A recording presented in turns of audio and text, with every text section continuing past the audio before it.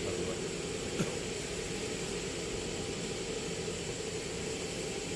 धन्य है सनातन की वो परंपराएं, उन परंपराओं का निर्वहन करने वाले हे भगवान, जो आपके स्वयं जो है साक्षात गुरु में स्वरूप जो इस धरा पे विभिन्न काल पे प्रकट होते हैं, जिन्हें हम गुरु परंपरा के हिसाब से आचार्य के रूप में, महाप्रभु के रूप में, संतों के रूप में, सन्यासी यति योगी के रूप में जिन्हें हम जानते हैं, और उनकी कृपा कटाक्ष के कारण जो हम सब जो संसार सागर में जो भटके हुए सभी प्राणी जन हैं, जो जीव हैं, जब आप गुरु के रूप में, सत्संग के रूप में, कथा के रूप में, आचार्य के रूप में हे भगवान हम सब जीवों के बीच प्रकट होके जब आप सनातन की परंपरा से हमें अवगत कराते हैं, तब जो है हमारे हृदय के अंदर धीरे धीरे आपके चरणों के प्रति एक आसक्ति का भाव, प्रेम का भाव धीरे धीरे उत्पन्न होने लगता है। और जिस कथा के माध्यम से जब आपके लिए हमारा मन व्याकुल और व्याग्र होने लगता है, मन संसार में धीरे धीरे रहते हुए भी, संसार के सब कार्यों को करते हुए भी, हे भगवान जब आपसे मिलने की इच्छा, जानने की इच्छा, आपको देखने स्पर्श करने की इच्छा जब होने लगती है, तो यह मानना चाहिए कि आपका प्रकाश हमारे हृदय के अंदर अब धीरे धीरे होने लग गया। जिस प्रकार से हमारी परंपरा में विशाल अपने गुरु के साथ आज जो है बद्रिकाश्रम में पहुंच चुके हैं, और आपके दर्शनों के लिए उनका मन लालायित हो उठा है, और उसी क्रम में उन्होंने जो है आज व्यास गुफा, गणेश गुफा, श्री सरस्वती जी का प्रागट्य का स्थान, और जो है भीमशिला का जो है आपने दर्शन पाया है। तो हे भगवान यह सब आपकी ही कृपा कटाक्ष के कारण संभव हो पा रहा है, और हम यहाँ बैठे बैठे अपनी मानसी पूजा के माध्यम से, मानसी ध्यान के माध्यम से हम आपका दर्शन कर पा रहे हैं विगत कुछ दिनों से। तो हे भगवान आप धन्य हैं, आपकी परंपरा धन्य है, और आपकी परंपरा को हम सबको बताने वाले यह आचार्य परंपरा, आलवर परंपरा, गुरु परंपरा भी जो है धन्य धन्य है। तो हे भगवान अभी तक हमने जो है आपके कल की कथा में बद्रिका आश्रम के बारे में सुना। ये बद्रिका आश्रम में हे भगवान आपका जो स्वरूप है, जो बद्री विशाल का स्वरूप है, वह करीब करीब 1 मीटर ऊंचा, अर्थात करीब करीब 3.3 फीट की ऊंचाई लिए हुए है। शालिग्राम की मूर्ति है। आपकी जो है 4 भुजाएं हैं। ऊपर की भुजाओं में आपने शंख और चक्र धारण किया हुआ है, और नीचे की भुजा जो है इस प्रकार के पद्मासन में इस प्रकार से बैठी हुई है। आपके विग्रह के सामने आपके चरण सेवक जो हैं, जो आपके समय द्वापर में आपके जो है सखा भी हैं, सेवक भी हैं, बृहस्पति के अनन्य शिष्य हैं, जिन्हें हम उद्धव कहते हैं, और रिश्ते में आपके चचेरे भाई भी हैं। वो आपकी जो है हर समय चरण सेवा में सामने उपस्थित खड़े हैं। और उद्धव जी के बगल में आपकी उत्सव मूर्ति दिख रही है। जब बद्रीनाथ जी के कपाट 6 महीने के बाद बंद हो जाते हैं तो यह उत्सव मूर्ति जो है जोशी मठ ज्योतिर्मठ चली जाती है और उस जगह पे जो है उस परंपरा के आचार्यों द्वारा आपकी सेवा की जाती है। और इन 6 महीनों में अब उद्धव जी आपका सेवा जब कपाट बंद हो जाएंगे तो उद्धव जी आपकी सेवा जो है बद्री विशाल मंदिर की पाने वाले हैं। तो हे भगवान, सामने में उद्धव जी हैं, बगल में आपकी उत्सव मूर्ति है, उद्धव जी के सामने आपकी दी हुई चरण पादुका रखी हुई है, आप चांदी के सिंहासन में विराजमान हैं और आपके ऊपर जो है लक्ष्मी जी बेर के पेड़ में, श्री जी जो है बेर स्वरूप जो है आपको छाया करते हुए जो है अनवरत आपकी सेवा पा रही हैं। आपके दाहिने तरफ जो है कुबेर हैं। इस प्रकार से हम बाएं तरफ देखते हैं तो बाएं तरफ नर नारायण की मूर्ति दिख रही है और उनके बगल में भूदेवी और श्री देवी हैं। हे भगवान, ये आपकी भार्या है। यह पृथ्वी जो है, हे बद्रीनाथ जी, आपकी भार्या, आपकी अर्धांगनी है। तो इस प्रकार से जो है हम बद्री विशाल का दर्शन करते हुए और बद्री विशाल के जैसे ही हम सीढ़ियों के आगे जाते हैं तो वह तप्त कुंड दिखाई दे रहा है दाहिने तरफ। और तप्त कुंड के थोड़ा सा जो है हम कुछ कदम आगे चलते हैं तो सामने में गंगा जी का जो स्वरूप है, जिसे अलकनंदा गंगा कहते हैं, वह निरंतर कलकल करते हुए प्रवाहित होते हुए दिखाई दे रही है।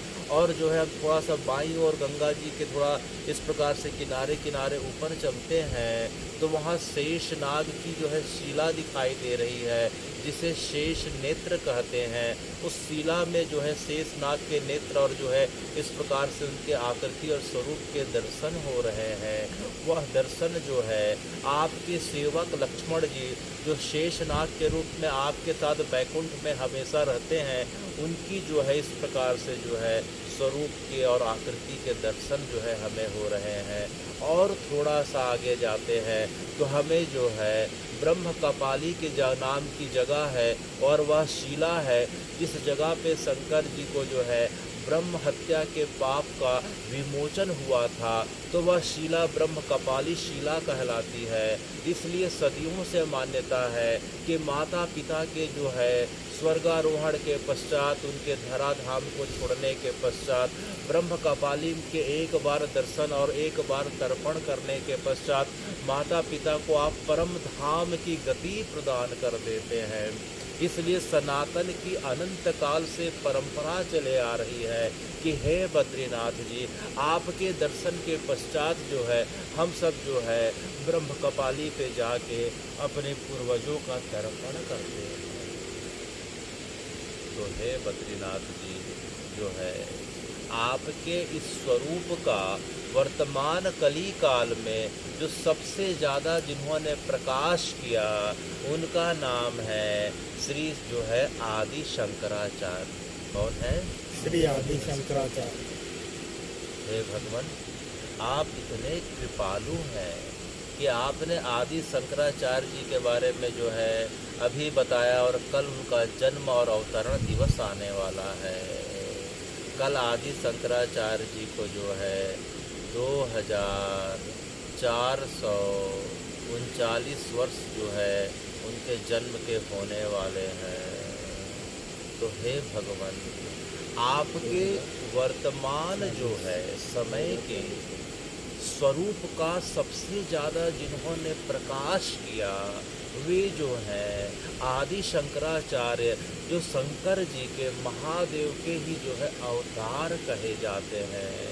जब कली काल में सनातन की परंपरा लगभग विलुप्त होने को आ गई थी, लोग दूसरे धर्म और मत के जो है अनुयायी हो चले थे, सनातन के प्रति एक विक्षेप और विखंडन का भाव पैदा हो गया था सब सनातनियों के जनमानस में, तब आपने उनके भावों को शुद्ध करते हुए पुनः सनातन की परंपरा स्थापित करी। तो हे भगवान, आपको वह अद्भुत ज्ञान किस जगह पे मिलता है, तो वह आपको जो है सनातन की परंपरा को अक्षुण्ण रखने का ज्ञान जो है, जिसके पश्चात आपने पहला मठ जो है, जिसे जोशी मठ या ज्योतिर्मठ कहा जाता है, और इसके पश्चात आपने पूरे भारतवर्ष का भ्रमण करके जो है कुल मिला के भारतवर्ष की 4 दिशाओं में आपने 4 मठ की स्थापना करी। तो शंकराचार्य जी ने उत्तर में जिस मठ की स्थापना करी उसे ज्योतिर्मठ या जोशी मठ कहा जाता है। तो हे शंकराचार्य जी, आप जो है आज से करीब 2500 वर्ष पूर्व जो है वैशाख शुक्ल की पंचमी को आपका प्रागट्य हुआ था। आज चतुर्थी है, आज क्या है? चतुर्थी है। कल को क्या थी? द्वितीया। द्वितीया थी। आज चतुर्थी है। तो वैशाख शुक्ल की जो है पंचमी को आपका प्रागट्य हुआ था। और जब आप ज्ञान के खोज में जब जो है आप ओंकारेश्वर से अपने गुरु गोविंद पाद का आशीर्वाद लेके जब आप हिमालय जा रहे थे, तो इसी जगह पे जिसे जोशी मठ कहा जाता है वर्तमान में, वहाँ एक शहतूत का पेड़ दिखाई दे रहा है। तो शहतूत के पेड़ के नीचे हे शंकराचार्य जी, आपने बड़ी कठोर तपस्या करी थी, और आपकी तपस्या से प्रसन्न होके जो है आपको स्वयं बद्रीनाथ जी ने नरसिंह के रूप में आपका जो है इस प्रकार से दर्शन दिया था, और आपके ज्ञान चक्षुओं को प्रकाशित कर दिया था। और आप जो है इसी कारण से आपने जो पहले मठ की स्थापना करी, उस जो है मठ को जोशी मठ, जो अपभ्रंश है, मूल रूप से जो है ज्योतिर्मठ, आपकी ज्ञान की ज्योति का प्रागट्य वहीं हुआ था। तो ज्ञान रूपी ज्योति, ज्ञान चक्षु जो है, आपके ज्ञान के कपाट वहीं खुले थे, इसीलिए उस जगह को ज्योतिर्मठ या जोशी मठ कहा जाता है। वह जगह तो कई कालों से, सदियों से विद्यमान दिखाई दे रही है। उसे प्राचीन काल में उसे कार्तिकेयपुर कहा जाता था। क्या कहा जाता था? कार्तिकेयपुर कहा जाता था। कत्यूरी वंश के राजाओं का जो है उस जगह पे शासन हुआ करता था। और जो है कालांतर में आपके द्वारा जोशी मठ की स्थापना की गई। उस मठ में अगर हम जाके देखते हैं तो भगवान नरसिंह की जो है मूर्तियाँ विग्रह दिखाई दे रही है। किसके? भगवान नरसिंह। और भगवान नरसिंह की जो है इस प्रकार से मान्यता है कि भगवान नरसिंह की जो है 2 भुजाओं में से जो एक भुजा जो है, बाएं हाथ की भुजा जो है, अब देखते देखते पतली होते जा रही है। और आपके द्वारा यह घोषणा की जा चुकी है कि जब नरसिंह नाथ की जब एक भुजा पतली होके उनके जो है स्कंध से, अर्थात जो है यहाँ से अलग हो जाएगी कंधे से, उसी दिन जो है नर और नारायण पर्वत आपस में मिल जाएंगे और बद्रीनाथ जी के कपाट, जिसे बद्री विशाल के कपाट बोलते हैं, वह जो है बंद हो जाएंगे। वर्तमान में अगर हम जाके देखते हैं तो जो है नरसिंहनाथ जी का जो है एक भुजा बाल के समान जो है पतली दिखाई दे रही है। तो हे भगवान, वह जो है पतली होते होते जब वह भुजा जो है इस जगह से, स्कंध से जब अलग हो जाएगी, तब जो है उसी समय, उसी दिन, उसी क्षण नर और नारायण पर्वत भूस्खलन के कारण, भूकंप के कारण आपस में मिल जाएंगे। और हे बद्री विशाल जी, आप जो है फिर आने वाले समय में आपके दर्शन विलुप्त हो जाएंगे और आप अपने धाम वैकुंठ को चले जाएंगे। तो हे भगवान, जो बद्रीनाथ हैं, ये जो है द्वापर से इनके दर्शन उद्धव जी के द्वारा सुलभ हुए हैं, जो कलयुग के कुछ समय तक, आने वाले समय तक सुलभ होंगे। और उसके पश्चात जो है हे बद्रीनाथ जी, आप जो है कलयुग के समय जो है अपने भक्तों पे किस विग्रह के रूप में कृपा करने वाले हैं। तो जो है शंकराचार्य जी हमें बताते हैं कि जब कली काल का समय बढ़ेगा और नर और नारायण पर्वत जब आपस में मिल जाएंगे, उसके पश्चात भी बद्रीनाथ जी इतने कृपालु हैं कि जोशीमठ से करीब करीब 21 किलोमीटर की दूरी पे सुभना नाम का गांव है। उस जगह पे जो है आपके एक स्वरूप का भी प्रागट्य होना प्रारंभ हो गया है। उसे भविष्य बद्री कहते हैं। क्या बद्री कहते हैं? भविष्य बद्री। भविष्य बद्री कहते हैं। वहाँ पूरे पूरे देवदार के पेड़ दिखाई दे रहे हैं।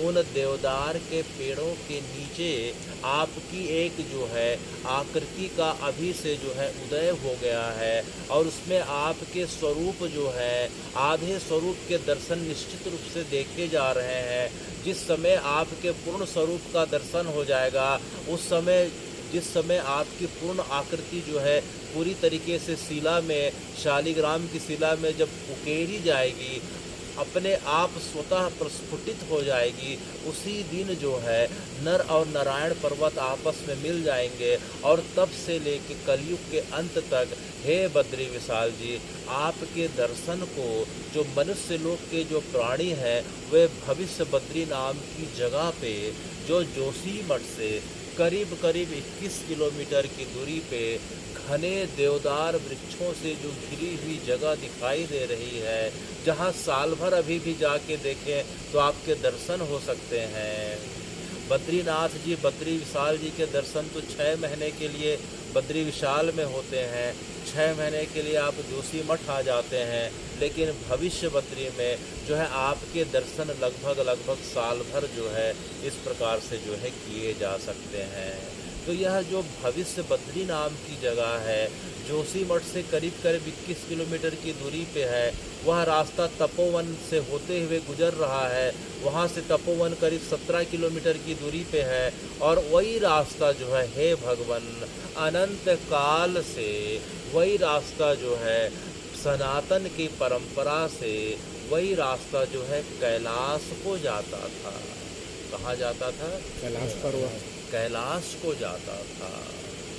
और जो है अंग्रेजों के समय तक जो है तिब्बत से जब तक जो है कैलाश जो है भारत का हिस्सा 63-64 तक जो है तिब्बत जो है भारत का हिस्सा हुआ करता था, तो जोशीमठ से एक रास्ता जो है श्री कैलाश के लिए जाता है। उस रास्ते से जो है भारत के जो है योगी हैं, तपस्वी हैं, यति हैं, आचार्य परंपरा के, आलवर परंपरा के या मुमुक्षु लोग जो है इसी रास्ते से जो है कैलाश के दर्शन को जाया करते थे। कालांतर में कुछ समय के पहले जब कैलाश जो है किसी दूसरे देश के हाथ चले गया तो यह रास्ता जो है बंद हो गया है साधारण लोगों के लिए। लेकिन सनातन की परंपरा के हिसाब से अभी भी जो है साधु सन्यासी संत लोग, यति योगी लोग जो है एक और रास्ता है उसके बगल से आज भी उसी रास्ते से जाके कैलाश का दर्शन करते हैं। तो वह रास्ता जो भविष्य बद्री का है वह एक प्रकार से कैलाश जाने के रास्ते पे पड़ता है। तो इस प्रकार से हे बद्रीनाथ जी, आने वाले समय में आपके दर्शन जो हैं भविष्य बद्री में होने वाले हैं, जिसका हम मानसिक रूप से जो है इस प्रकार से दर्शन पा रहे हैं। तो आपके एक स्वरूप का हम और दर्शन कर रहे हैं जिसे आदि बद्री कहा जाता है। कौन सा बद्री? आदि बद्री। तो हे भगवान, ये आदि बद्री क्या है? अभी तक हमने बद्री विशाल के बारे में, जिस जगह पे विशाल अपने गुरु के साथ जो है उपस्थित हैं, रोज़ और आपके जो है बाहर जो है स्वरूप का दर्शन और आसपास के पवित्र स्थलों का और अलकनंदा गंगा और जो है तप्तकुंड का दर्शन पा रहे हैं। तो जो है ये आदि बद्री क्या है? आदि बद्री वह स्थान है जिस स्थान पे आप सतयुग और त्रेता युग पे जो है साक्षात शरीर रूप में जो है भक्तों को दर्शन देते हैं। सतयुग और त्रेता युग, द्वापर के अंत में आप जो है बद्री विशाल जहाँ भी आपके दर्शन के हेतु विशाल गए हैं उस जगह पे आप आ जाते हैं। कलयुग के कुछ समय तक आप रहेंगे, उसके पश्चात आप भविष्य बद्री में चले जाएंगे। तो हे भगवान, सतयुग में और त्रेता में आपके दर्शन कहाँ हो रहे हैं? आदि बद्री में। आदि बद्री जो है कर्णप्रयाग से 17 किलोमीटर की दूरी पे है। जागेश्वर नाम का गांव दिख रहा है और जो है मंदिर परिसर में करीब करीब जो है 16 से ज़्यादा जो है मंदिरों का एक जो है पूरा का पूरा समूह है। और उस जो है मंदिर के समूह में जो है सभी परंपरा के हिसाब से राम जानकी के, गौरी शंकर के, हनुमान जी के जो है अनेकों अनेक जो हैं सनातन की परंपरा के जो इष्ट देव हैं उनके जो स्वरूप के दर्शन हो रहे हैं। तो आदि बद्री का इस प्रकार से जो महात्म है। और जो है कहा जाता है कि श्री वेद व्यास जी ने गीता का जो भाष्य लिखा आपके आदि बद्री की जो है इस प्रकार से छाया में मंदिर में जो है आपका आशीर्वाद पाके जो है गीता जी का भाष्य की रचना करी। और पुराणों की रचना जो है बद्री विशाल से 4 किलोमीटर ऊपर माणा नाम का गांव है।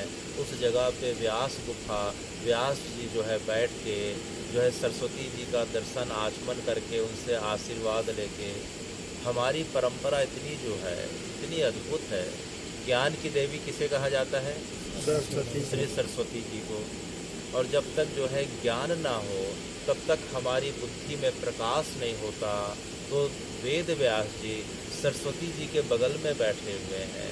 सरस्वती जी के गोद में बैठ के मानो एक शिशु की भांति और जो है उनके कृपा कटाक्ष के कारण ही हे वेद व्यास जी आप जो है लगातार आप समाधि की अवस्था में बोलते जा रहे थे और आपके एक एक शब्दों को गणेश जी लिपिबद्ध करते जा रहे थे जो आने वाले समय में उपनिषद के रूप में करीब करीब 72 पुराणों के रूप में हम सबको सुलभ हो पाया। तो ये जो जितने भी पुराणों का नाम सुनते हैं, चाहे श्रीमद् भागवत पुराण हो, अग्नि पुराण हो, वायु पुराण हो, भविष्य पुराण हो, जितने भी पुराण हैं, उप पुराण हैं, जितने भी हैं, हे भगवान आपकी कृपा कटाक्ष के कारण वेद व्यास जी समाधि की अवस्था में देखते जा रहे थे और बोलते जा रहे थे। और सामने में जो है गणेश जी दोनों हाथों से, इन हाथों से दोनों हाथों से जो है लेखन का कार्य करते जा रहे थे। वह जगह जो है माणा नाम के गांव पे है। उस जगह पे श्री सरस्वती जी का प्रागट्य आज भी कोई भी जाके देख के दर्शन कर सकता है। उसके बगल में व्यास गुफा है जहाँ जो है व्यास जी बोलते जा रहे थे।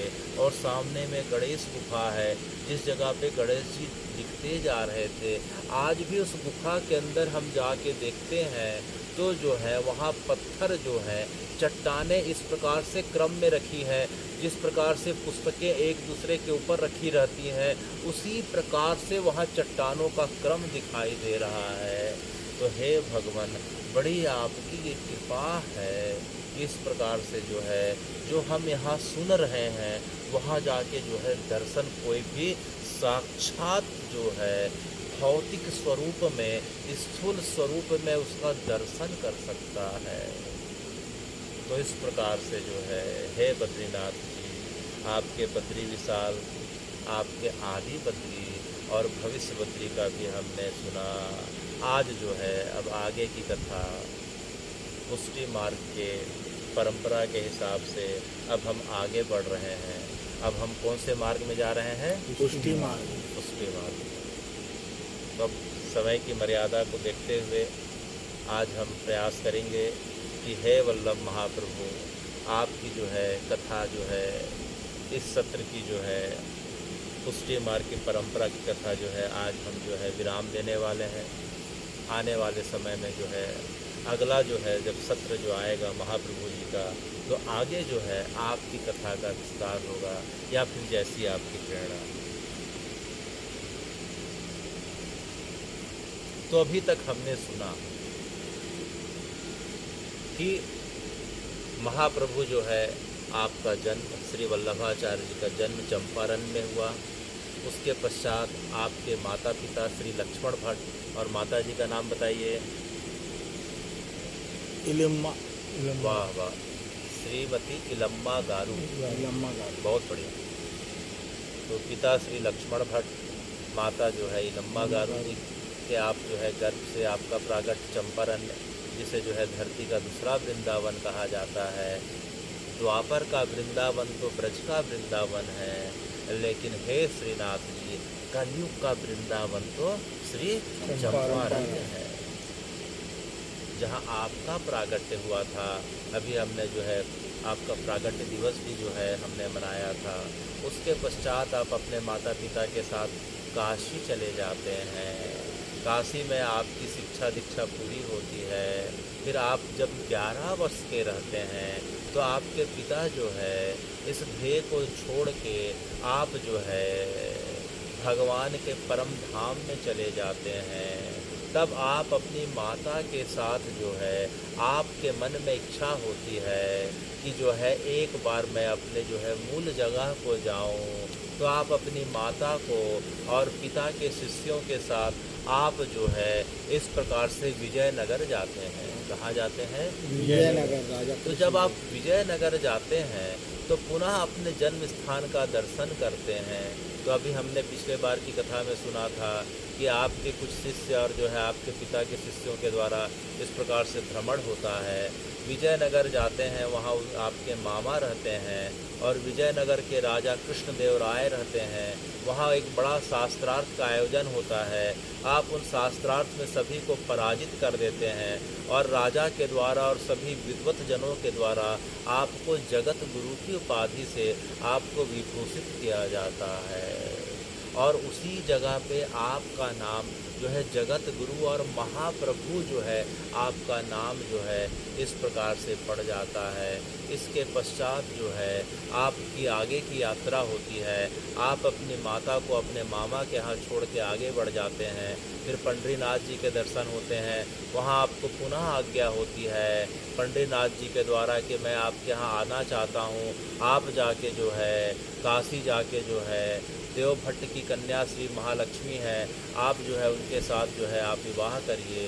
तो जो है इस प्रकार से आप गृहस्थ जीवन में आ जाते हैं और आपके पास जो है भगवान जो है श्रीनाथ जी आपके द्वितीय पुत्र के रूप में, जिसे जो है विट्ठल गोसाई कहा जाता है। क्या कहा जाता है? श्री विट्ठल गोसाई। विट्ठल गोसाई कहा जाता है। पहले पुत्र जो है गोपीनाथ हुए, दूसरे पुत्र जो है विट्ठल गोसाई हुए। तो इस प्रकार से जो है आपकी वंश परंपरा आगे बढ़ती है। और कुछ समय के पश्चात हे महाप्रभु जी, जब आपकी अवस्था करीब करीब जो है 52 वर्ष की, कितने वर्ष की? 52 वर्ष की। तो 52 वर्ष की अवस्था में आप अपने पुत्र जो है विट्ठल गोसाई को श्रीनाथ जी की सेवा में नियुक्त कर दिए। विट्ठल गोसाई के द्वारा जो है इस प्रकार से अष्टयाम सेवा का जो है प्रारंभ हुआ। फिर आपने देखा कि इस प्रकार से जो है भगवान की सेवा और भगवान की भक्ति का पूरे भारतवर्ष में प्रचार होने लगा। सब लोग जो है फिर से भक्ति की धारा में रसोबार होने लगे। तो आप पुनः काशी आ जाते हैं और जो है काशी में आने के पश्चात जो है आषाढ़ शुक्ल की जो है आषाढ़ शुक्ल में जो है आप जो है काशी का जो है हनुमान घाट है, आप सशरीर जो है अपने देह के साथ बैकुंठ को चले जाते हैं। तो आने वाले समय में जब आषाढ़ का जो है महीना आएगा तो आपके जो है जब आप अपने सशरीर को धारण करते हुए जब आप जो है आपने एक अद्भुत लीला करी, तो जब आपके शरीर को छोड़ने की जो लीला हुई थी उसे आसुरी व्यामोह लीला कहा जाता है। तो इसके बारे में जो है हे भगवान, जिस दिन आपका जो है प्राकट्य दिवस होगा, प्राकट्य दिवस के बारे में तो हमने सुना, जब आप अपने शरीर के साथ जो है सीधे जो है हनुमान घाट में गंगा जी के किनारे आप जो है श्रीनाथ जी का ध्यान करते करते सशरीर लोगों ने देखा कि आप बैकुंठ जा रहे हैं। तो उस दिन की कथा जो है हम जो है पुनः सुनने वाले हैं। तो इस प्रकार से वल्लभाचार्य जी की परंपरा में जो है 2 पुत्र हुए। बड़े पुत्र का नाम क्या हुआ? श्री गोपीनाथ। गोपीनाथ के जो पुत्र हुए जो है पुरुषोत्तम दास जी हुए।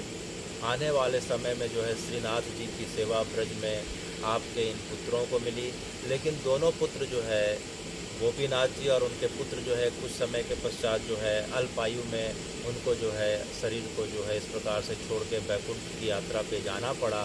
तो जो है श्रीनाथ जी की जो सेवा जो है अब आपको मिल गई। किसको मिल गई? श्री विट्ठल गोसाई को मिल गई।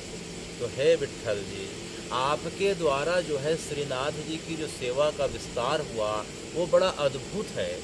उस सेवा का विस्तार जो है, जिसे हम अष्टयाम सेवा बोलते हैं, 8 प्रहर की जो श्रीनाथ जी की सेवा का जो क्रम आपने निर्धारित किया था, वह जो है विट्ठल गोसाई के द्वारा ही निर्धारित किया गया था।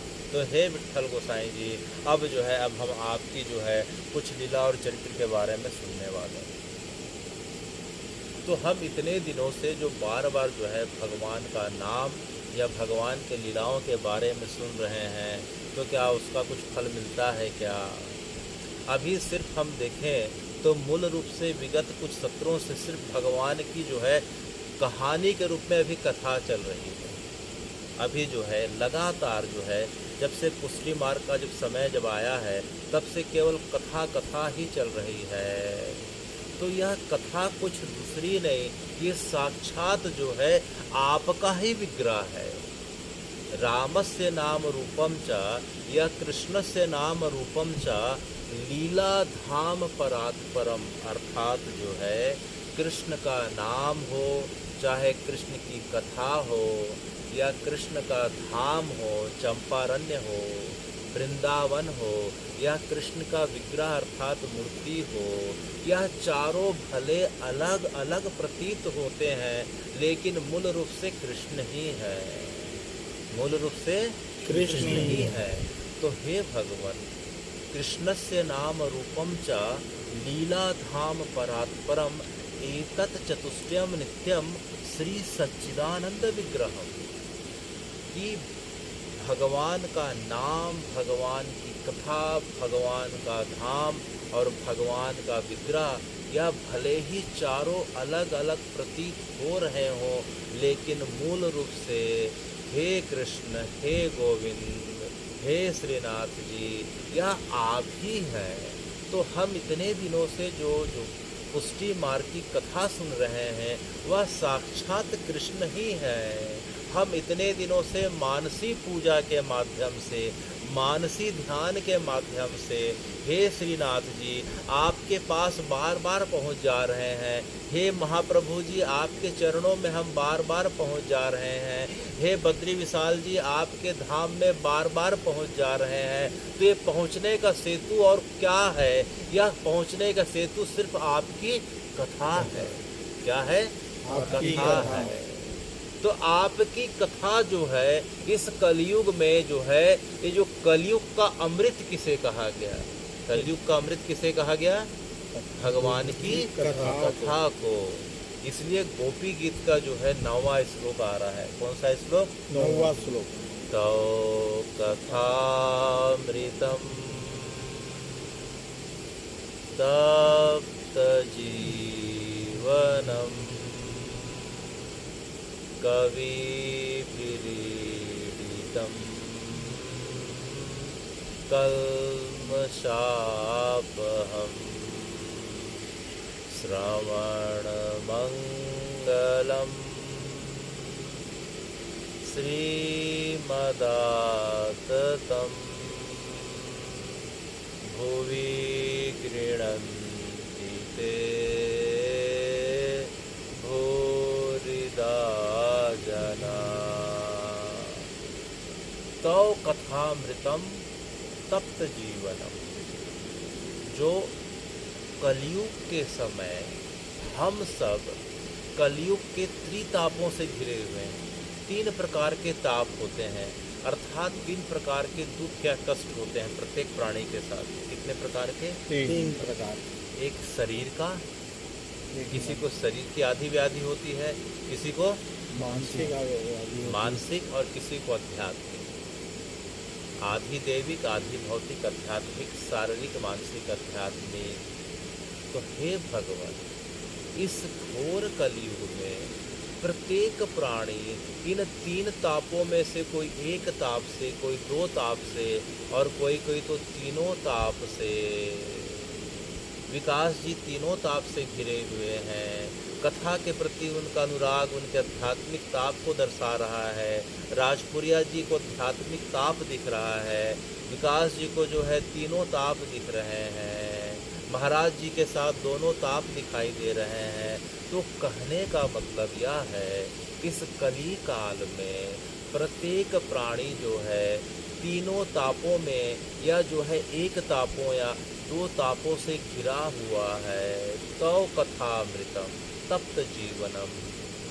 तो जो है संसार के प्राणी तीन तापों से घिरे हुए हैं, और इन तीनों तापों का जो समन करने का जो कार्य है वह कौन कर रही है? हे भगवान, आपकी कथा कर रही है, कथा कर रही है, सत्संग कर रही है, आपका पवित्र नामों का उद्घोष उच्चारण कर रहा है, आपकी सेवा कर रही है। तो जो है इन सब में कलयुग में जो सबसे श्रेष्ठ बताया गया, आपकी कथा बताई गई है। इसलिए जो तीनों प्रकार के प्यासों की इस प्रकार से जो है किसी व्यक्ति की प्यास बुझा रही है, वह कौन सी है? आपकी कथा है। इसलिए यह कथा जो है अमृत कही जाती है। तौ कथामृतम, तौ माने तुम्हारी।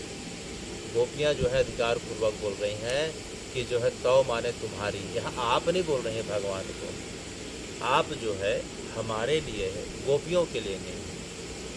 कृष्ण को जो है इसमें दोनों प्रकार से उल्हाना हो रही है कि तौ कथामृतम तप्त जीवनम। अच्छा, तो एक गोपी बोलती है कि जो है हे भगवान, हे कृष्ण, तुम्हारी कथा जो है हम जो है विरह में डूबी हुई गोपियां हैं उनके तापों को दूर करती है। तो विशाखा इतने में उसके ऊपर चढ़ बैठती है, करी ललिता तो किस प्रकार की बातें कर रही है, ये तो ठीक से तेरे को समझ में नहीं आया। तो बोली कुछ है लेकिन समझा कुछ रही है, तो किस प्रकार की विशाखा तू बात कर रही है? मैं बोल कुछ रही हूँ, समझा कुछ रही हूँ, तो तेरा मतलब क्या हुआ? तो विशाखा बोलती है, देख इसमें क्या बोल रही है, तौ कथामृतम तप्त जीवनम। इसका मतलब तू समझ रही है? बोले क्या? कि तेरी कथा से जो है हमारे अंदर और आग बढ़ जा रही है। तप्त जीवनम, हमारा जीवन और तप्त हो जा रहा है, और जो है इस प्रकार से वैराग्य बढ़ते जा रहा है, और हृदय की तपन बढ़ते जा रही है कि हे कृष्ण, हे गोविंद, हे गोपाल, तुम कहाँ चले गए? हम सबको छोड़ के कहाँ चले गए भैया? देखते देखते 100 वर्ष से ज़्यादा बीत गए हैं, हमारे जीवन के 100 वर्ष से ज़्यादा बीत गए हैं। जब तुम हमें छोड़ के गए थे तो समय तुम्हारी अवस्था 11 वर्ष 52 दिन की थी, आज 100 वर्ष से ज़्यादा बीत गए हैं, आज तक हम जीवित हैं तो सिर्फ तुम्हारी कथा को सुन के, तुम्हारी लीलाओं को याद करके। इसलिए तुम्हारी कथा जो है हमारी प्यास को बुझाती नहीं, अपितु तुम्हारी कथा को सुन के हमारे हृदय में तुमसे मिलने की अग्नि और भड़क उठती है। तो जब गोपी गीत का प्रसंग आएगा तब तो इसके बारे में और विस्तार से श्रवण करेंगे। तो तौ कथामृतम तप्त जीवनम कविभिरीडितं कल्मषापहम्। ये जो तुम्हारी कथा है हे कृष्ण, हे गोविंद, जो तुम्हारी कथा है कल्मषापहम्। इस कली काल में प्रत्येक व्यक्ति का जो मन है उसके अंदर मैल आ जाता है, सबके अंदर जो है मैल आ जाता है, बाहर से कुछ अंदर से कुछ दिखता है। तो सिर्फ और सिर्फ इस मैल को साफ करने का उपाय क्या बताया गया है? योग आंशिक रूप से सत्य हो सकता है, ध्यान आंशिक रूप से, जब तप की तो बात ही करना बेकार है।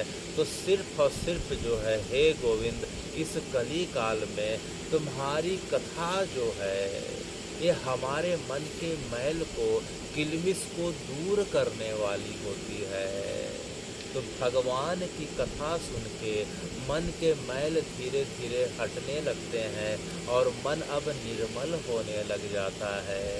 तो तुम्हारी कथा हे गोविंद इतनी पवित्र है, इसीलिए जो है इसमें जो है गोपियाँ बोल रही हैं तौ कथामृतम तप्त जीवनम कविभिरीडितं कल्मषापहम् श्रवणमङ्गलम् श्रीमदाततम्। ये सुनने वालों का हर प्रकार से भला कर रही है। जो मन से सुने या बेमन से सुने, जो बैठ के सुने या लेट के सुने, जो खड़े होके सुने या उल्टा लटक के सुने, चाहे छोटा सुने चाहे बड़ा सुने, चाहे वृद्ध सुने चाहे बालक सुने, चाहे स्त्री सुने चाहे पुरुष सुने, चाहे नहा के सुने चाहे बिना नहा के सुने, किसी भी प्रकार से किसी भी अवस्था में कोई भी बस सुन ले, चाहे मन हो चाहे बेमन हो, वह मंगल ही करेगी। क्या करेगी? मंगल ही करेगी। इसलिए जो है गोपियाँ कहती हैं कि जो है श्रवण मंगलम श्रीमदाततम भुवि गृह्णन्ति ते भूरिदा जना। इसलिए जो है हे गोकुलनाथ, हे बज्रनाथ, हे दीनानाथ, हे गोवर्धन नाथ, इस संसार के जो है सबसे बड़े दाता कौन है, आज हमें पता चल गया। आज हमें यह पता चल गया कि संसार के सबसे बड़े दाता कौन है, जो धन का दान करे, नहीं, जो इसका दान करें, विद्या का दान करें, कलयुग की बात हो रही है, नहीं, जो गौ दान करें, नहीं, जो सिर्फ और सिर्फ जो है जो तुम्हारी कथा रूपी अमृत का दान करें, वे जो है इस कलयुग के, इस भूमि के, इस धरा के सबसे बड़े दाता कहे जाते हैं। कौन कहे जाते हैं? जो तुम्हारी कथा का दान करने वाले जो लोग हैं, गोपियाँ कर रहे हैं। भुवि गृह्णन्ति ते, जो इस पृथ्वी पे तुम्हारी कथा का, तुम्हारी लीलाओं को बताते हुए जो है लगातार फिर रहे हैं, विचरण कर रहे हैं, जिनकी जीभ जो है तुम्हारी कथा को बोलते बोलते कभी आघाती नहीं, और उससे ज़्यादा महत्वपूर्ण और पवित्र ऐसे लोग हैं जिनके कान तुम्हारी कथा को सुनते सुनते आघाते नहीं। जिस प्रकार से समुद्र के अंदर हजारों नदियां आके समाहित हो जाती हैं, लेकिन समुद्र कभी बोलता नहीं कि अब मत आओ, अब मत आओ, अब और जल मत डालो। समुद्र के पास जितनी भी जल नदियां आती हैं, सबके जल को अपने आप में समाहित कर लेता है। उसी प्रकार से हे गोविंद, हे कृष्ण जो है, जो तुम्हारी कथा को सुनने वाले, जिनके कान जो है तुम्हारी कथा को सुन के अघाते नहीं, जो पूरे नहीं होते, उनके मन में केवल और जो है सिर्फ तुम्हारी कथा को, तुम्हारी लीला को जानने की इच्छा और रोज जो है इस प्रकार से जो है बलवती होने लगती है। वे जो है संसार के सबसे बड़े जो है दाता है। भुवि गृह्णन्ति ते भूरिदा जना। तो जो है हे श्रीनाथ, इस प्रकार से विट्ठल गोसाई जो है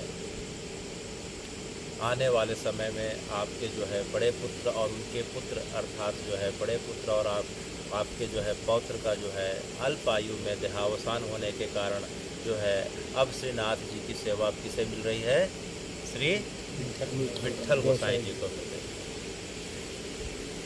तो विट्ठल गोसाई जी जो है अपने पिता वल्लभाचार्य जी के साथ जब वो छोटे थे, तो उनके पिता जब भ्रमण के लिए जब निकले, उन्होंने 3 बार इस भारतवर्ष का भ्रमण किया था, जिसे महाप्रभु की विजय यात्रा के नाम से जो है हम आने वाले समय में कभी सुन सकते हैं। तो जो है आप अपने पिता के साथ और माता जी के साथ प्रयागराज में जो है, जहाँ गंगा यमुना का जो संगम है, उस संगम के जो है हम देखते हैं कि बाईं तरफ जो है अरैल नाम का गांव है। कौन सा गांव? अरैल। तो वहाँ जो है आपके पिता महाप्रभु जी के साथ आपका कुछ समय के लिए वहाँ निवास था। तो उसी समय राधा कृष्ण के, जिन्हें युगल अवतार कहा जाता है, जिन्हें श्री चैतन्य महाप्रभु कहा जाता है। क्या कहा जाता है?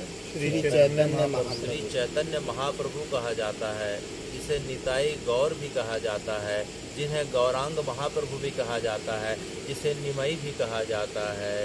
तो जो है चैतन्य महाप्रभु उस समय वृंदावन की यात्रा से ब्रज का प्रकाश करने के पश्चात अपने शिष्य जीव गोस्वामी के साथ, किसके साथ? जीव गोस्वामी। जीव गोस्वामी के साथ आप जो है गंगा जी के इस पार जो है आप विराजमान थे। तो जैसे ही महाप्रभु को पता चला, अरे विट्ठल विट्ठल, बोले क्या है पिताजी? बोले हमने सुना है कि जो है गंगा जी के उस पार जो है, गंगा जी के उस पार जो है गौरांग पधारे हैं। कौन पधारे हैं? गौरांग। गौरांग जो है पधारे हैं। तो जो है दोनों के मन में इतनी इच्छा हुई मिलने की, और सबसे बड़ी अद्भुत बात, दोनों ही कृष्ण के अवतार हैं, कृष्ण के स्वरूप हैं। महाप्रभु जी भी कृष्ण हैं, उनके पुत्र विट्ठल गोसाई भी कृष्ण हैं, और गंगा जी के उस पार चैतन्य महाप्रभु तो राधा कृष्ण के युगल अवतार कहे जाते हैं।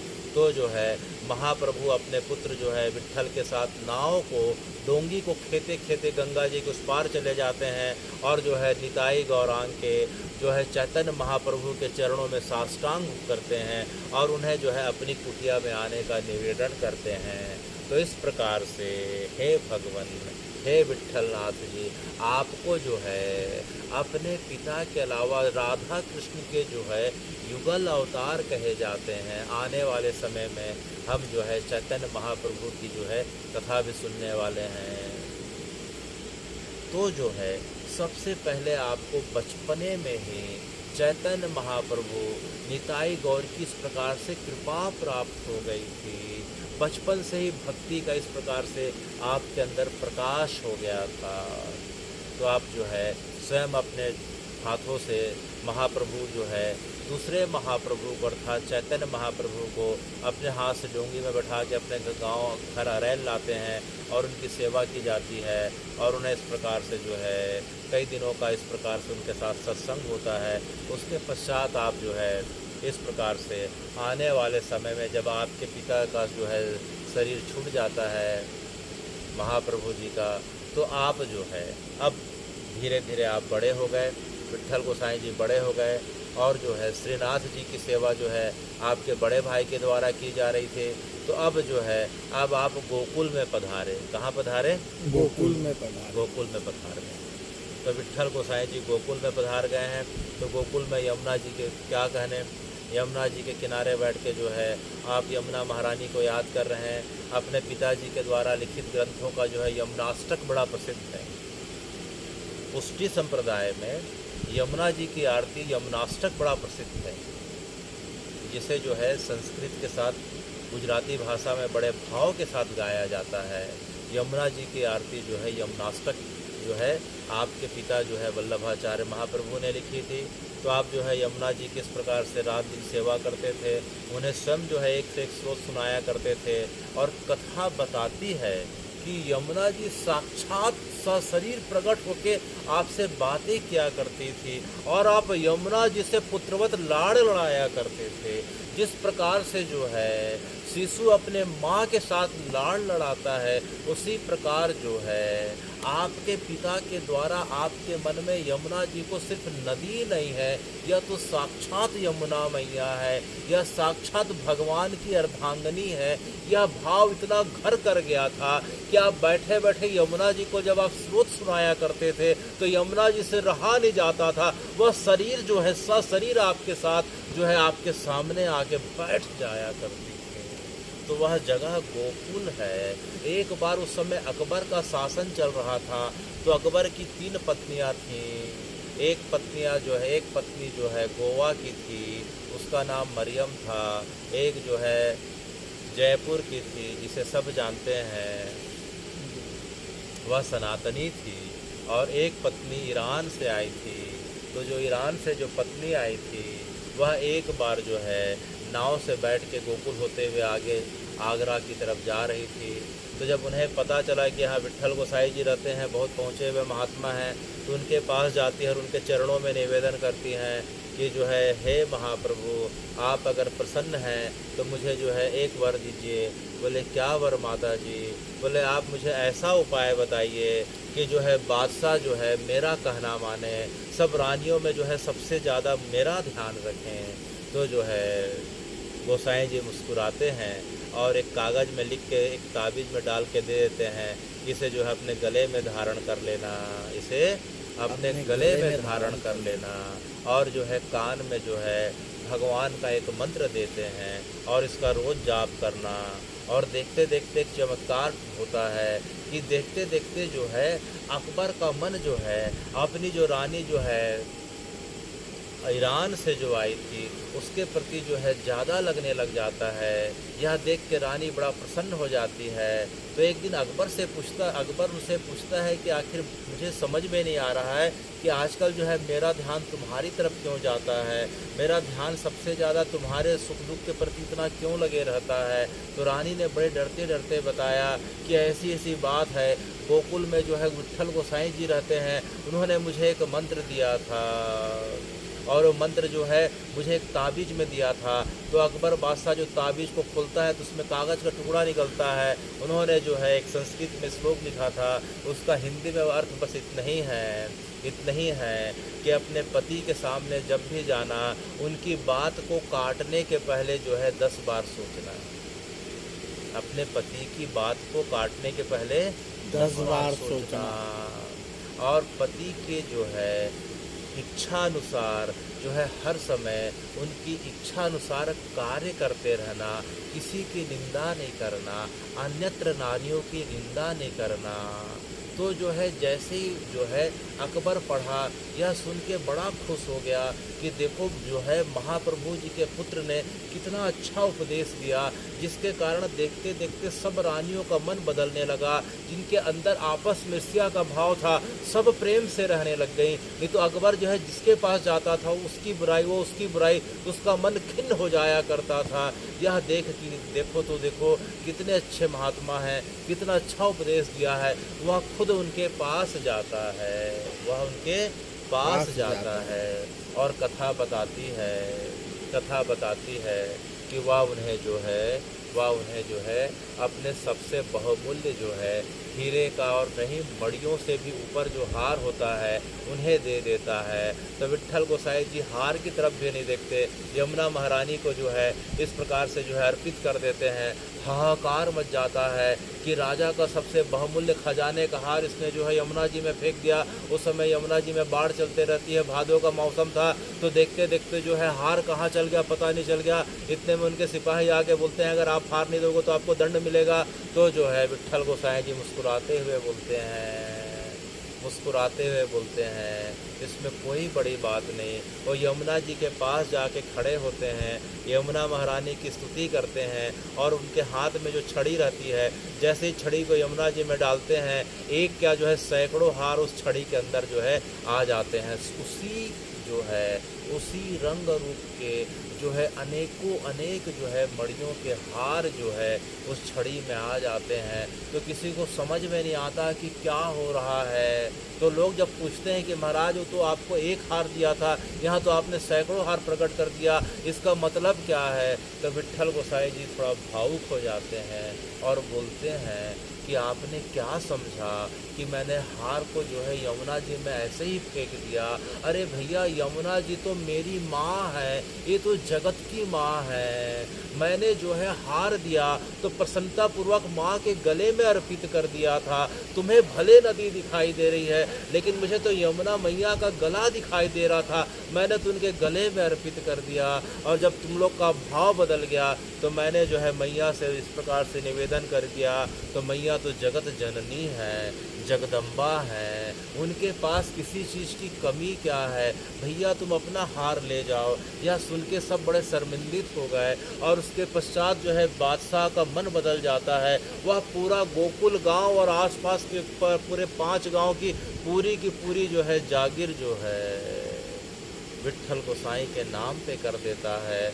उन्हें अपना सबसे प्रिय घोड़ा दे देता है, अनेकों प्रकार से जो है उनके जो है खजाने की पूरी सामग्री दे देता है और आसपास के ब्रज के कई गांवों का जागीर जो है विट्ठल गोसाई जी के नाम लिख देता है।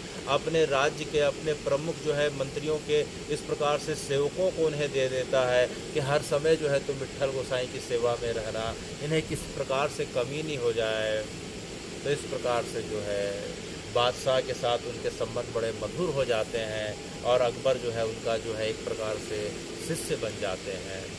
तो आने वाले समय में आप जो है गिरिराज जी में जो श्रीनाथ जी का जो मंदिर है, जहाँ आपके पिता जो है इस प्रकार से सेवा करते थे, तो अकबर के सहयोग से आपको जो है वहाँ का जो है सेवा का जो है अवसर मिलता है, अर्थात वहाँ की गद्दी आपको अब प्राप्त हो गई।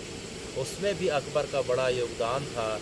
जब तक गद्दी नहीं मिली थी, आप रोज़ श्रीनाथ जी के दर्शन को जाते थे, लेकिन अंदर किसी कारण से विवाद होने के कारण आपको प्रवेश नहीं मिलता था, तो आप दूर से श्रीनाथ जी के शिखर का अर्थात शिखर जी अर्थात ध्वजा का आप साष्टांग दंडवत करके जो है मानो कि जो है ध्वजा ही श्रीनाथ जी है, ध्वजा ही श्रीनाथ जी है। तो आप ध्वजा को प्रणाम करके और चरण धुली को माथे पे लगा के रोज़ इस प्रकार से आपका क्रम हुआ करता था। और आने वाले समय में जब उसकी गद्दी जो है आपको मिली, आपको सेवा का जब अवसर मिला, तब फिर क्या कहने, आपने फिर जो है श्रीनाथ जी की जो है 8 प्रहर की सेवा प्रारंभ कर दी। कितने प्रहर की? 8 प्रहर की। तो जब हम 8 प्रहर की सेवा जो सुनते हैं, जो मंगला हुआ, उसके बाद श्रृंगार हुआ, उसके बाद ग्वाल हुआ, राजभोग हुआ, उत्थापन हुआ, संध्या हुआ, भोग हुआ, फिर शयन, जो 8 प्रकार की जो है हम सेवा का जो क्रम सुनते हैं वह आपके द्वारा स्थापित हुआ है। तो आप इस प्रकार से श्रीनाथ जी के 8 प्रहर की सेवा अकेले जो है बहुत समय तक करते हैं। तो उस सेवा में जो है कुछ जो है इस प्रकार से वर्णन आते हैं कि एक बार जो है रात की सेवा जो है शयन आरती की सेवा के पश्चात अब श्रीनाथ जी को रात को भूख लगती है। छोटा बालक अगर उठ गया तो उसे भूख लगेगी, तो जो है आपने दूध में मिश्री घोल के रख दिया और श्रीनाथ जी को बोला कि जो है प्रभु जी जो है जब भी आपको भूख लगेगी पा लेना। तो जैसे ही कपाट बंद करके जाने वाले थे, तुरंत जो है श्रीनाथ जी ने उन्हें आवाज़ दिया कि गोसाई जी, हमने जो है पिछले कई सत्रों की कथा में सुना है कि श्रीनाथ जी करीब जो है वल्लभाचार्य जी के 4 पीढ़ियों तक साक्षात जो है उनका वार्तालाप होता था। कितने पीढ़ियों तक? 4 पीढ़ियों तक। क्योंकि उन सब का भाव ही इस प्रकार से हो जाता था कि उनमें और भगवान में एक प्रकार से एक रूपता तादाम्य का भाव हो जाता था, स्थापित हो जाता था कि श्रीनाथ जी साक्षात बात किया करते थे। तो श्रीनाथ जी बोले कि गोसाई जी, बोले क्या? बोले कि आपने क्या रखा है मेरे लिए? बोले दूध में मिश्री डाल के रखा हूँ। बोले लेकिन मैंने एक घूंट पिया, जो है थोड़ा मिश्री मुझे कम लग रही है, थोड़ा दूध फीकी है। अच्छा, दूध फीकी है। तो फिर उन्होंने नया गिलास में जो है अब मिश्री जो है 2 चम्मच के बदले 4 चम्मच डाल के घोल के रख दी कि श्रीनाथ जी जब आपको भूख लगे पा लेना। तो जैसे फिर प्रणाम करके पट बंद करके थोड़ा बाहर जाते हैं, फिर अब आ जाए गोसाई जी। बोले क्या? बोले अब थोड़ा मिश्री ज़्यादा हो गई। अरे अभी कम थी अब ज़्यादा हो गई। तब उन्होंने फिर क्या किया कि जो है दूध अलग रख दिया और मिश्री अलग रख दिया और श्रीनाथ जी को थोड़ा कुड़कुड़ाते हुए बोले कि श्रीनाथ जी अब आपका काम है कि जितना दूध में जितना मिश्री डालना है अब आप भैया पा लेना, मैं तो चला। ऐसा करके यह सुनते हैं श्रीनाथ जी दौड़ के आते हैं और उनके धोती को पकड़ लेते हैं और बोलते हैं कि गोसाई जी ये बताओ कि मुझे कैसे पता चलेगा कि दूध में मिश्री कितनी डालनी है, कितने चम्मच में कितनी मिश्री होती है, कितने चम्मच में जो है मिश्री जो है मीठी दूध को कर देती है, कितने चम्मच में फीका हो जाता है। मैं तो छोटा बालक हूँ। और देखो तो देखो, जब मैं द्वापर में था तो मेरी मैया जो है मैं जितने बार बोलता था मुझे उतने बार दूध में मिश्री मिला के देती थी, आप 2 बार में ही कुड़कुड़ाने लग गए। यह सुनते ही गोसाई जी की जो है आंखें भर जाती हैं। श्रीनाथ जी को गोद में लेके फिर तो क्या कहने, उन्होंने ऐसा लाड़ लड़ाया श्रीनाथ जी को कि रात भर जो है जितने बार श्रीनाथ जी बोलते थे उतने बार उनको मिला के देते थे। और बालक तो कभी जो है मुंह इधर कर ले, कभी ज़्यादा है कभी कम है। तो इस प्रकार से जो है बालक के समान सेवा। किसके समान? बालक के समान। एक बार जो है ये गर्मी का समय था, चारों तरफ आम थे तो बंदर आ गए। खिड़की खुली हुई थी। दोपहर का सवेरे का जो बाल भोग हुआ, बाल भोग के पश्चात जो है कमरे के बाहर निकलते हैं गोसाई जी। तो जैसे ही गोसाई जी बाहर निकलते हैं जोर से चिल्लाने की आवाज़ आई, बचाओ बचाओ बचाओ। फिर दौड़ गए, अरे ये तो श्रीनाथ जी की आवाज़ है। फिर दौड़ के अंदर जाते हैं, देखते हैं श्रीनाथ जी जो है काँप रहे हैं। उनका चेहरा एकदम डर के मारे सिकुड़ा हुआ है, चेहरा जो है उनका पूरा शरीर काँप रहा है। तो समझ में नहीं आया, तो श्रीनाथ जी की ओर देखे कि प्रभु जी हुआ क्या। तो प्रभु जी कुछ बोलने की बजाय इशारा कर रहे हैं। वो देखते हैं कि खिड़की के पास जो है 2 बंदर बैठे हुए हैं। कितने बंदर? 2 बंदर बैठे हुए हैं। बंदर श्रीनाथ जी को देख के खो खो कर रहे हैं, वो डरा रहे हैं, और श्रीनाथ जी बंदर को देख के डर रहे हैं, और श्रीनाथ जी जो है इस प्रकार से चिल्ला रहे हैं, बचाओ बचाओ। तो यह देख के जो है गोसाई जी की जो है समझ में नहीं आया। वो बंदरों को उन्होंने पहले भगाया, गोसाई जी को इस प्रकार से गोद में बैठाया, थोड़ी देर थपथपाया, और जो है उनसे जो है फिर ना रहा नहीं जाता है, तो उनसे पूछ डालते हैं, प्रभु जी मुझे एक बात पूछनी है। बोले गोसाई जी पूछिए। वार्तालापों का जो वर्णन जो है महाप्रभु के जो है 84 वैष्णवों की वार्ता नाम की किताब है, 84 वैष्णवन की वार्ता, ये सब में उसका वर्णन आता है। तो जो है गोसाई जी ने पूछा कि प्रभु जी एक बात बताइए। बोले क्या? कि आप त्रेता में वाकई जो राम थे और द्वापर में कृष्ण थे, आप वही हैं क्या? बोले हाँ, बस सतयुग में विष्णु रहता हूँ, सतयुग में बद्री विशाल के रूप में रहता हूँ, उसके बाद त्रेता आता है तो राम बन जाता हूँ, द्वापर में कृष्ण बन जाता हूँ। अच्छा, आप वही श्रीनाथ जी हैं? बोले हाँ, इसमें कोई शक नहीं, कोई शक नहीं। तो फिर आपने पूछा क्यों गोसाई जी?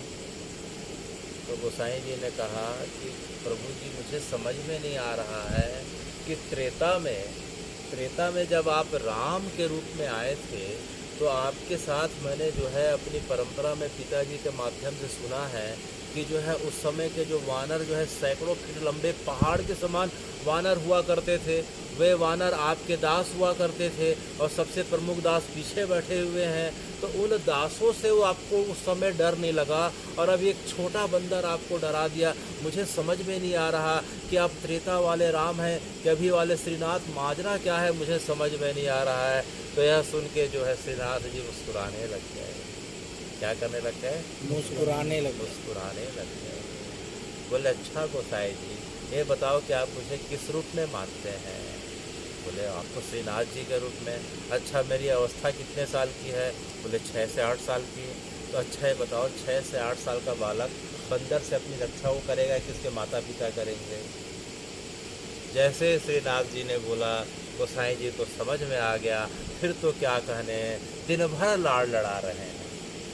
कहने का मतलब जो है, भगवान ही भगवान के साथ जो है हमें इस प्रकार से शिक्षा देने के लिए कि हम जिस भाव से भगवान को पूजेंगे, हमारी जो है भक्ति में भाव की प्रधानता होनी चाहिए। किसकी प्रधानता? भाव की तो प्रधानता। भाव के हिसाब से भगवान उस प्रकार की लीला का सुख देने लग जाते हैं। एक बार जो है अघन का मौसम था। कौन सा ऋतु थी? अघन का। अघन, ठंड का जो रहता है नवंबर का जी। तो ज़्यादा ठंड पड़ती है ना गर्मी पड़ती है। रात को जो है 12-1 बजे के बाद ठंड ज़्यादा लगती है, उसके पहले हल्की ठंड रहती है। तो उन्होंने जो है श्रीनाथ जी को जो है शयन आरती के समय अच्छा से जो है स्वेटर वेटर उड़ा दिया, और ज़्यादा ठंड नहीं थी तो जो है सामने में जो है कंबल रख दिया, और श्रीनाथ जी को जाते जाते दूध मिश्री धराते हुए बोला कि श्रीनाथ जी जब ज़्यादा ठंड लगेगी तो आप जो है ओढ़ लेना, पौढ़ लेना। क्या बोलते हैं? पौढ़। अच्छा, बोल के फिर जो है फिर चले गए सामने में जो है दरवाजे के सामने में उनका कमरा रहता था। वहाँ जो है सेवा के पश्चात वहाँ विश्राम करते थे। अचानक रात को 2 बजे देखते हैं कि उनको कोई हिला रहा है ज़ोर ज़ोर से, उठो उठो करके। आँख खोले तो बोले अरे प्रभु जी आप? बोले हाँ। तो देखते हैं कि श्रीनाथ जी जो है काँप रहे हैं, दांत कटकटा रहा है ठंड के मारे। बोले मुझे ठंड लग रही है। अरे, तो सबसे पहले तो उनको जो है फिर ले गए, फिर उनको लेटाए, उनको कंबल उठाए, कंबल उठा के थोड़ा देर में जब सो गए, और जब सवेरे उठते हैं तो फिर पूछते हैं, बोले प्रभु जी मुझे एक बात समझ में नहीं आई। बोले क्या? बोले कि जब आपके पास मैंने कंबल रख दिया था तो आपको इतना ठंड में कटकटाते हुए कांपते हुए मेरे पास आने की क्या ज़रूरत पड़ गई? इतने देर में तो आप खुद ओढ़ लेते। तो फिर बोले देखो भाई, मैं कुछ दिन पहले तुमको क्या बताया था, बताइए आप मेरी किस रूप में पूजा करते हैं, किस रूप में मुझे मानते हैं? बाल रूप में। तो बालक को अगर ठंड लगेगी तो उसको ओढ़ाने का कार्य कौन करता है? उसकी माँ। माता पिता करते हैं ना। बिल्कुल। तो भैया अगर आप मुझे बाल रूप में अगर पूज रहे हैं, बाल रूप में सेवा कर रहे हैं, तो इस सेवा का काम आपको ही करना होगा। अगर ऐसा करना रहता, अगर आप मुझे जो है युवा कृष्ण के रूप में पूछते, द्वारकाधीश के रूप में पूछते, तो मैं एक बार भी नहीं आता, आपको जो है मौका ही नहीं मिलता। फिर कहने क्या, फिर उस प्रकार से लाड़ लड़ाने लग गए। तो इस प्रकार से जो है भगवान जानबूझ के ऐसा जो है रोज उपक्रम पैदा कर देते थे कि जो है इस प्रकार की जो है लीला के माध्यम से उन्हें और सेवा का और लाड़ का और जो है प्रेम का जो है इस प्रकार से अवसर मिलने जाए। तो भगवान जानबूझ के ऐसी परिस्थिति पैदा करते थे कि जो है गोसाई जी को जो है उनके साथ जो है इस प्रकार से लाड़ का प्रेम का संबंध बढ़ता जाता था। एक बार की और बात है कि ठंड के समय जो है श्रीनाथ जी के लिए उन्होंने बिछौना लगाया और उनको सुलाया और उसके बाद वहाँ से जाने लग गए। तो श्रीनाथ जी मचल गए, उनके धोती को पकड़ लिए, बोले प्रभु जी, बोले आप मत जाओ यहाँ से। बोले क्यों? बोले आप मेरे साथ सो। बोले अरे पालना जो है, इस पालना आपका जो है 2-2.5 फीट का, मैं कहाँ 5.5-6 फीट का, आपके पालना में कैसे सोऊंगा? बोले नहीं, आपको मेरे साथ सोना पड़ेगा। यह एकदम जिद करने लग गए। तो समझ में नहीं आया। तो बोले प्रभु जी आप बताओ तो सही, आपको पालना मैंने बढ़ा दिया, आपको इस प्रकार से झुला दिया, अब आप सोने वाले हो और आप एक नई शर्त लगा दिए कि आप मेरे साथ सो। भैया किस प्रकार की बात हो रही है? तो यह सुनते ही जो है श्रीनाथ जी के आंख में आंसू आ जाते हैं। बोले देखो तो देखो, मेरा द्वापर कितना अच्छा था, एक दिन भी ऐसा नहीं हुआ कि जो है मेरी दाएं तरफ जो है मेरे पिता नंद बाबा और बाएं तरफ जो है यशोदा मैया जो है, एक दिन भी ऐसा नहीं हुआ कि नहीं रहती हो। कभी मेरी इच्छा होती थी तो मैं अपने माँ को इस प्रकार से जो है लगा के आलिंगन करके सोया करता था, कभी अपने पिता नंद बाबा को सोया करता था। एक आप हो जो है मुझ बालक को जो है अकेले छोड़ के चले जा रहे हो, फिर तो कहना क्या, फिर तो कहना क्या। तो इस प्रकार से जो है विट्ठल गोसाई जी जो है श्रीनाथ जी में भगवान के साथ जो है अनेकों अनेक बार जो है अनेकों अनेक कथा आती है किस प्रकार से लाड़ लड़ाने की। हम जो है 84 वैष्णवों की वार्ता को अगर हम पढ़ते हैं या सुनते हैं तो उसका मतलब यह होता है कि भक्त और भगवान के बीच का जो संबंध जो है किस प्रकार से होना चाहिए। भक्त की कैसी भावना से भगवान रीझ के मूर्ति से बाहर निकल के उसके साथ जो है उसकी भावना के अनुरूप किस प्रकार से उसे लीला का सेवा का फल देने लग जाते हैं। यह जो है अगर जानना है तो पुष्टि मार्ग की सबसे सर्वोत्तम जो है कथा जो है विट्ठल गोस्वामी जी की कथा चल रही है। तो इस प्रकार से जो है गोसाई जी ने भगवान की जो है अद्भुत सेवा का अवसर जो है पाया और भगवान ने अपनी सेवा का अद्भुत अवसर दिया। उसके पश्चात जो है विट्ठल गोसाई जी थोड़ा और समय बीता तो भगवान ने उनके ऊपर कृपा करी, भगवान ने उनके ऊपर कृपा करी। तब तक जो है कृष्ण के समय के जो है भगवान की जो सखियों की सखी राधा जी की सखी और राधा जी की जो सखी हैं, राधा जी की जो सेवा में है उसे सखी बोलते हैं। जैसे राधा जी की सेवा में 8 सखियां हैं। कितनी सखियां हैं? 8 सखियां हैं। दाएं तरफ 4 सखी, बाएं तरफ 4 सखी। दाएं तरफ ललिता है, विशाखा है, चित्रा है, चित्ररेखा है। बाएं तरफ तुंग विद्या, इंदु विद्या, भूदेवी, सुदेवी। तो इन सखियों की जो सेवा में है उसे मंजरी कहते हैं। क्या कहते हैं? मंजरी कहते हैं। रूप मंजरी, जीव मंजरी, प्राण मंजरी, इस प्रकार से अनेकों अनेक मंजरियाँ हो गई। और मंजरियों की जो सेवा में है उसे दासी कहते हैं। और दासी की सेवा में जो है उन्हें क्या कहते हैं? किंकरी कहते हैं। तो जैसे जैसे जो है विट्ठल गोसाई जी तो साक्षात पंडरीनाथ, साक्षात कृष्ण के अवतार हैं, तो सबको पता चल गया। तो जैसे विट्ठल गोसाई जी का इस धरती पे प्रागट्य हुआ था तो उनकी सखियों के, उन सखियों के सखी मंजरियों के इस प्रकार से सब तरफ से अवतरण हो गए थे। अब देखते देखते सब सखियां अब आसपास आ गईं। तो विट्ठल गोसाई जी ने क्या किया कि अब जो है मेरी सेवा बहुत हो गई, अब जो है भगवान की सेवा को भगवान के जो है वास्तविक जो है चरणों के जो दास हैं, जो मंजरी हैं, जो किंकरी हैं, अब उनको दिया जाए। तो उन्होंने जो है अपने जो है पिता के 84 जो है 84 सखियों में से, सखा लोगों में से, और अपने 252 जो है मंजरी थे, उनमें से 4 लोगों का चुनाव किया। कितने लोगों का? 4 लोगों का। तो कितने हो गए? 8 हो गए। 8 प्रहर की सेवा, तो 8 मुख्य सेवक हो गए, सखा हो गए। तो दिन में सब पुरुष में रूप में रहते थे, जिन्हें सखा कहते थे। लेकिन रात होते ही जब भगवान की जो है रास लीला का समय हो जाता था, तो ये सखा जो है मंजरी में बदल जाते थे। इसे हम आने वाले सत्र की कथा में सुनेंगे। तो अब बस नाम सुन के जो है हम अपनी जो है जिह्वा को पवित्र कर रहे हैं।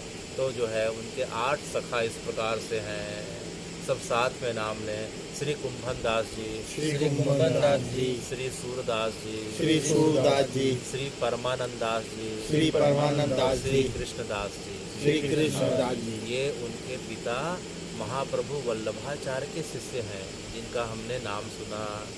श्री सूरदास जी, श्री सूरदास श्री जी, कुंभन दास श्री जी, कुंभन दास जी, श्री कृष्णदास जी, श्री कृष्णदास जी, श्री परमानंद दास जी। श्री परमानंद दास और जी। उनके 252 शिष्यों में अब 4 शिष्य आ रहे हैं सेवा के लिए। श्री नंददास जी, श्री नंददास जी, श्री गोविंद दास जी, श्री गोविंद दास जी, छित गोस्वामी जी, चित गोस्वामी जी, श्री चतुर्भुज दास जी। श्री चतुर्भुज दास जी। जिसमें कुंभन दास सबसे वयोवृद्ध हैं। सबसे बड़े कौन हैं? कुंभन दास श्री जी, कुंभन दास जी। और कुंभन दास जी के पुत्र हैं चतुर्भुज दास जी। तो इन सब के द्वारा 8 प्रहर की सेवा को जो है आपने जो है अपने समय के जो है जो मंजरी थे, इस समय पुरुष रूप में आए हैं। तो सूरदास किसके अवतार हैं, आने वाले समय में हम चर्चा करेंगे। कुंभन दास जी किसके हैं, वो किसके हैं। तो दिन में जो है सब सखा भाव से सेवा कर रहे हैं, राग, श्रृंगार और भोग की सेवा। प्रत्येक प्रहर के सेवा में कितने भाग होते हैं? 3 भाग। राग, श्रृंगार और भोग की सेवा। तो जो है ग्वाल लीला को सूरदास कर रहे हैं, तो परमानंद दास जी शयन को कर रहे हैं। तो इस प्रकार से सबका विभाग बटा गया और सबका समय सारणी भी चेंज होते जाता है, ड्यूटी अलग अलग टाइम। तो इस प्रकार से जो है 8 प्रहर की सेवा को आपने जो है अपने 8 शिष्यों को, या जो है अपने समय के मंजरियों और किंकरियों के जो है इस प्रकार से जो है उनके हाथों में दे दिया। और इसके पश्चात अब आप जो है मथुरा में रहने लग जाते हैं। कहाँ रहने लग जाते हैं? मथुरा में जो रहने लग जाते हैं। आपकी शिष्या थी दुर्गा देवी। तो दुर्गा देवी ने जो है मथुरा में वो जगह घर आज भी है, आज भी हम जो है जाके देख सकते हैं। उन्होंने आपके और आपके 7 पुत्रों के लिए जो है एक घर बनाया, जिसे सतघरा कहते हैं। क्या कहते हैं? सतघरा। सतघरा मोहल्ला है, हम गूगल में टाइप करके भी उसका दर्शन कर सकते हैं। एक छोटा सा एक जगह है जहाँ 7 घर आज भी है। तो विट्ठल गोसाई जी के 7 पुत्र थे, तो 7 पुत्रों के लिए 7 जो है घर का निर्माण हुआ और 7 पुत्रों का विवाह हुआ। और जो है अपने 7 पुत्रों के साथ जो है पुत्र वधुओं के साथ इस प्रकार से बड़े आनंद के साथ रहने लग जाते हैं। मथुरा जी में उस जगह का नाम सतघरा है। क्या है? सतघरा। सतघरा है। तो सतघरा नाम की जगह पे जो है आपका इस प्रकार से निवास होने लग जाता है।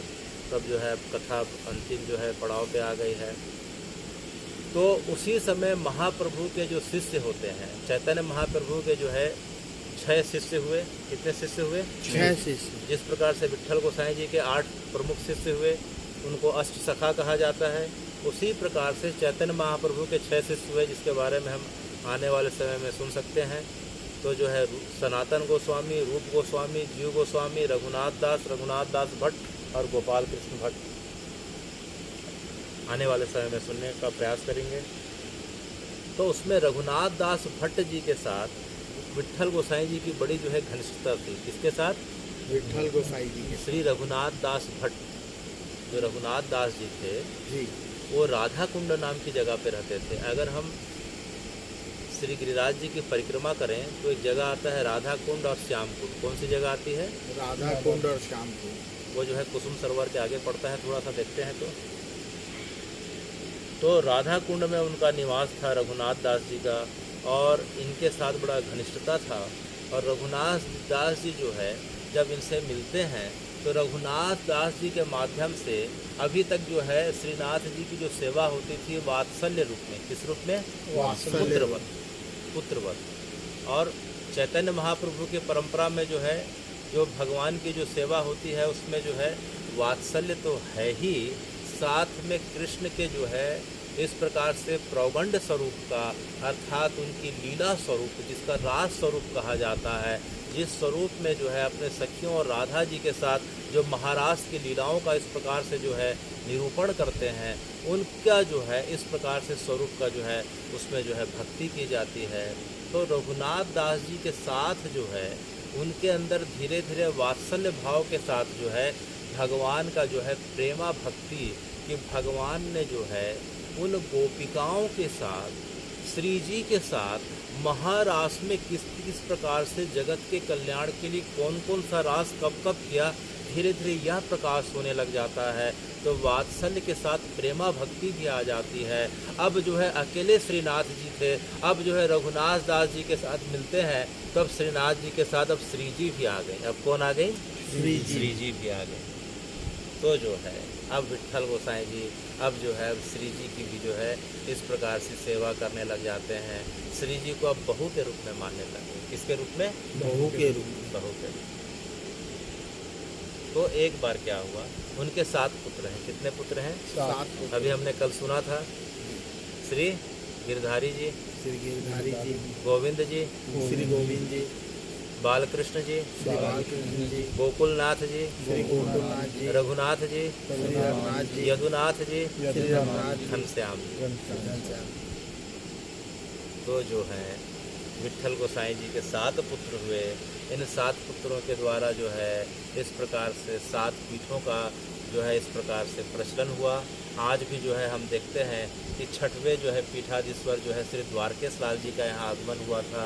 अभी हम कुछ दिन पहले हमने सबने उनका दर्शन किया था जब श्रीनाथ जी की हवेली का उद्घाटन हुआ था। तो उनके 6वें पुत्र के जो है 14वें पीढ़ी के जो है अभी जो वहाँ हैं गद्दी में सेवा में जो है श्री द्वारकेश लाल जी महाराज। तो उनके 7 पुत्रों से परंपरा चली। तो जो है तो 7 पुत्र का विवाह हुआ तो 7 बहुएँ आ गई। तो उनके घर में कितने बहुएँ आ गई? अब 7 बहुएँ। जगह कौन सा है? मथुरा का सतघरा। कभी भी जाएंगे तो आप जो है उनका दर्शन कर सकते हैं सब जगहों का। तो एक बार जो है उस समय जो है चूड़ी पहनाने के लिए जिसे मनिहारिन बोलते थे। क्या बोलते थे महाराज जी? मनिहारिन। तो घर में आके पहनाया करते थे, याद है आप लोग? जी जी।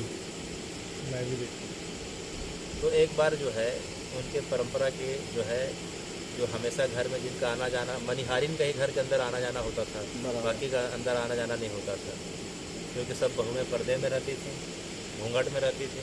तो मनिहारिन आई। उस समय आप जो है बाल भोग आप जो है श्रीनाथ जी का आप लगा के जो है ऐसे बैठे थे। तो मनिहारिन आई, बोले जो है आज जो है सबको चूड़ी पहनाना है। गोसाई जी बोले जाओ जाओ जो है सबको पहना के आ जाओ। क्या बोले? सबको पहना के आ जाना। तो मनिहारिन जाती हैं, सब बहुएं घूंघट करके आती हैं और सब एक एक करके सबके हाथ में जो है बड़े चाव के साथ जो है चूड़ी पहना दी जाती है। और जो है अचानक उसी समय जो है उन बहुओं के बीच में जो है 8वीं बहू कौन आ गई? श्री जी आ जाती है। कौन आ जाती हैं? श्री जी आ जाती हैं। तो श्री जी के हाथ को, उनकी कलाई को, उनके नाखूनों को, उनके उंगलियों को, उनके मणिबंधों को, उनके हथेलियों को इस प्रकार से स्पर्श करती है तो उसे तो कुछ समय तक तो ध्यान ही नहीं रहता है कि वह किस लोक में है, किस अवस्था पे है। एक अद्भुत जो है समाधि की अवस्था, परम आनंद की अवस्था पे चले जाती है। जैसे श्री जी ने अपना हाथ आगे बढ़ाया तो मनिहारिन का काम क्या रहता था? पहले हाथ छू के वह नाप इतना ले लेती थी, छूते छूते नाप समझ में आ जाता था। तो जैसे उसने श्री जी के जो है हाथों को स्पर्श किया तो उसे समझ में नहीं आया कि हो क्या रहा है। क्योंकि सब बहुएं घूंघट में रहती थी, ये भी घूंघट में आई थी, तो उसे कुछ समझ में नहीं आया, गिनती उसे आती नहीं थी। और इधर गोसाई जी ने बोला सबको पहना के आ जाना, तो उसे वही लगा कि घर की कोई बहू होगी। तो बोले इतने कोमल हाथ, इतने जो है अद्भुत जो है हाथों से जो है केसर चंदन की खुशबू आ रही है, इस प्रकार का उसने आज तक जो है महसूस नहीं किया था।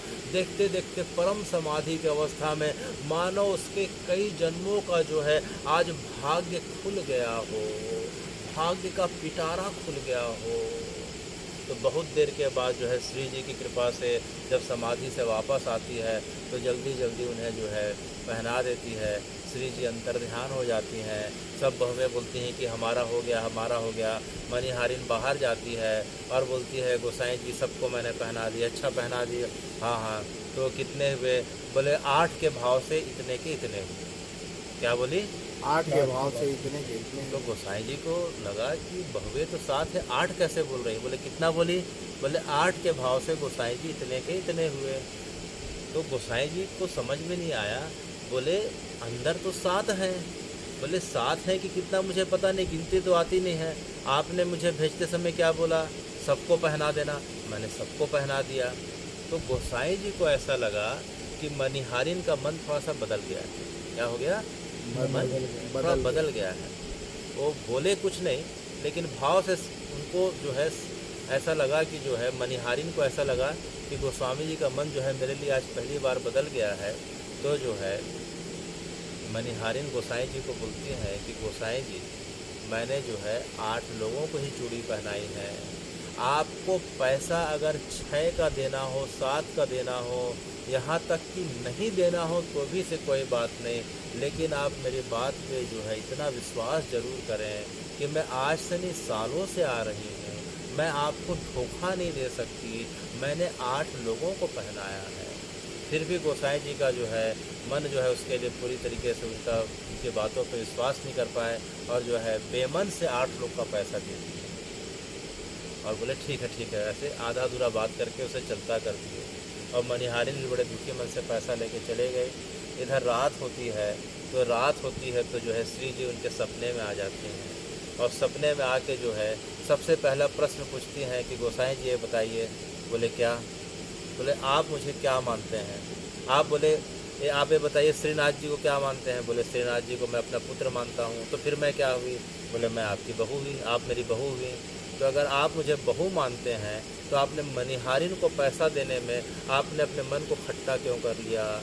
आपका मन क्यों बदल गया? आप उसको छोटे मन से उसको पैसा क्यों दिए? एक तो ऐसे ही गरीब है, उसके पास ज़्यादा कुछ है नहीं, उसका बस एक ही जो है व्यापार है, पेट पालने का एक ही साधन है, घर में पति है नहीं, बच्चे उसके इधर उधर चले गए, तो भैया उसका बस एक ही साधन है। अगर मैं आपकी बहू हूँ और मैंने अगर चूड़ी पहन लिया तो जो है आपका मन जो है, इसका मतलब जो है आप मुझे जो है अपनी बेटी, अपनी बहू नहीं मानते हैं। यह बोलते बोलते श्री जी के आँख से जो है 2 बूंद आंसू के टपक जाते हैं।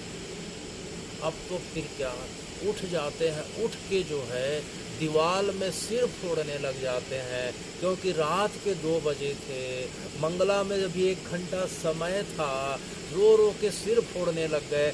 जैसे ही 4 बजा मंगला का समय हो गया, दौड़ते हुए बेसुध होकर दरवाज़ा खोलते हैं और दरवाज़ा खोल के जाके देखते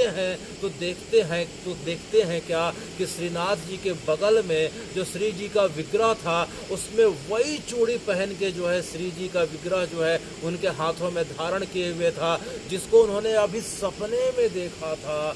सपने में श्री जी चूड़ी दिखाते हुए उन्हें फटकार लगा रही थी और उनके आँख से जो है 2 मोती गिर गए थे। तब जो है श्री जी के चरणों में रो रो के इस प्रकार से उनके चरणों को अपने आंसुओं से भर डाला और अपने सिर को जो है उनके चौखट पे जो है फोड़ डाला। उनके जो है सिर से, आँखों से अश्रु की धारा और सिर से रक्त की धारा बहने लग गई।